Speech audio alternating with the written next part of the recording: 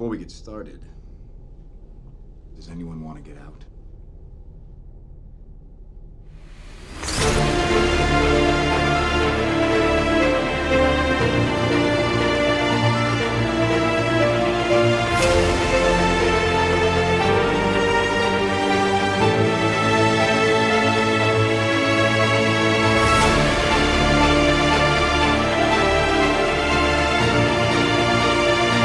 Hello, everybody. Welcome to this week's episode of Rewatch. If you notice things are a little bit differently, we're kind of doing some experimenting here. We are in the audio zone. I'm saying that so I can kind of throw some effects on it later. Jared, how you doing, buddy? How you doing? Nobody can see what we're doing, so I can do this. For those who don't know, I just did a very rude gesture towards Jared because we're audio, so I can get away with that. Essentially, hear me say Wheel of Time then. Well, thankfully I can edit that out, but we'll talk about that later.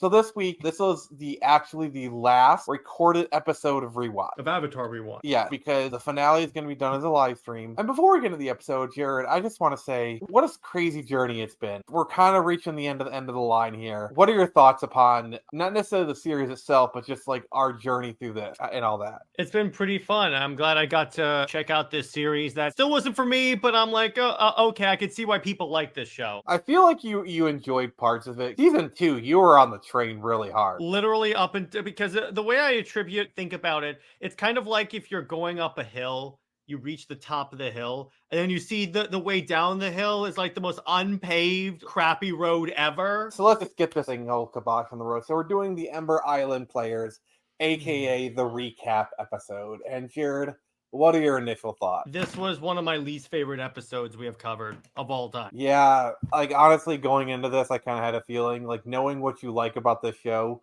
this episode has everything you don't like about the show. Well, first off, it made no sense. How do these playwrights know what happened in the show? I mean, it's kind of a bit of a meta thing. Yeah, it doesn't work though. That's the thing. Like, this is meant to be a recap episode, and they're kind of playing with the whole...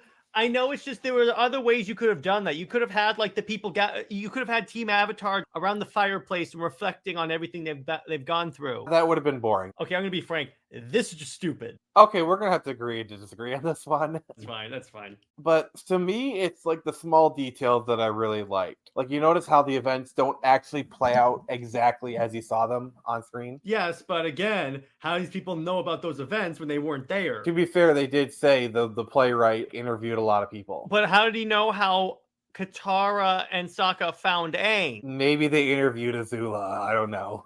Azula wasn't there, though. Give you another rug, but I'm not going to do that. Yeah, it's just when I was watching this, and first off, it's another episode where they're like, fill out time until we can get to the last episode. And I'm like, get to the final battle. It apparently is the most important thing ever, but it's clearly not, because you keep stopping on all these BS side quests now. It was cute in season 1, okay in season 2.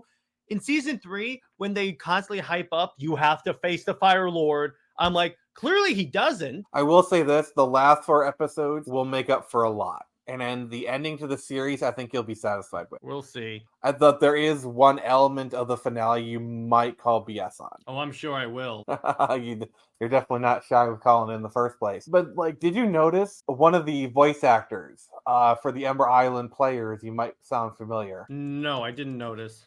He's a bit of a harbinger of things to come. You could say he was really Robin the screen time. Robin from Beat Task?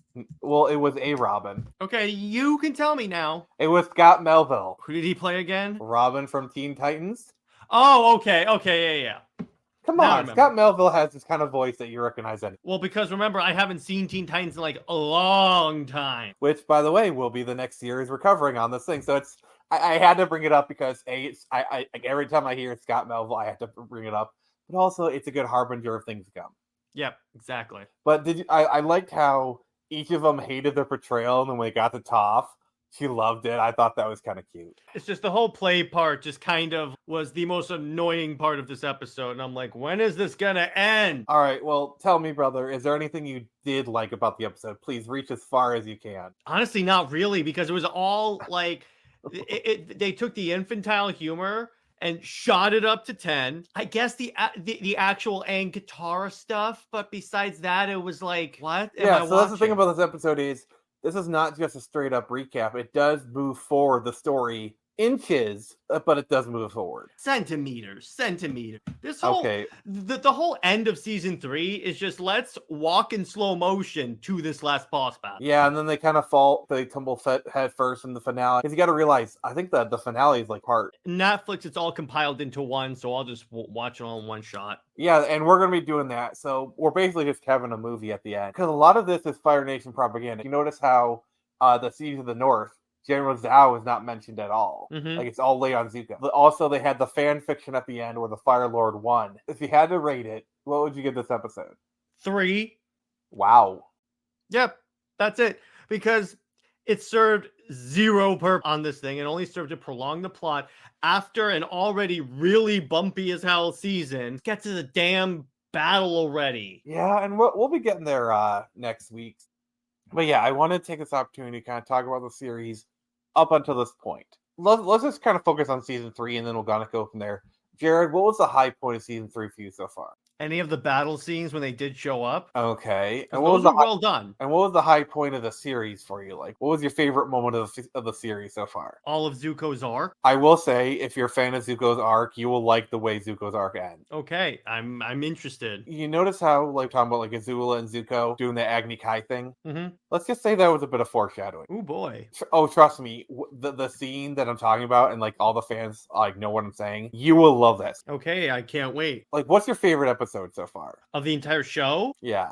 Ironically, it's in season 3, where it's the Water Kingdom invasion of that island that Fire Lord was supposedly on, because it felt like Saving Private Ryan. The Day of Black Sun. Yeah, it essentially felt like a Saving Private Ryan thing. So it's incidentally your favorite episode is from season 3. My opinion, the worst season of the show. It's ironic. Could save others from a crappy plot, but not itself. Is it possible to learn this power? Not from Avatar: The Last Airbender. Season 3. Season 3. Season 1 and 2, yes. Season 3, hell no. We'll be live streaming it next week, and it'll be pretty awesome. I think Jared will enjoy the finale. Will it redeem season 3 for him? Probably not. Because, but I maybe your opinion might raise a few notches.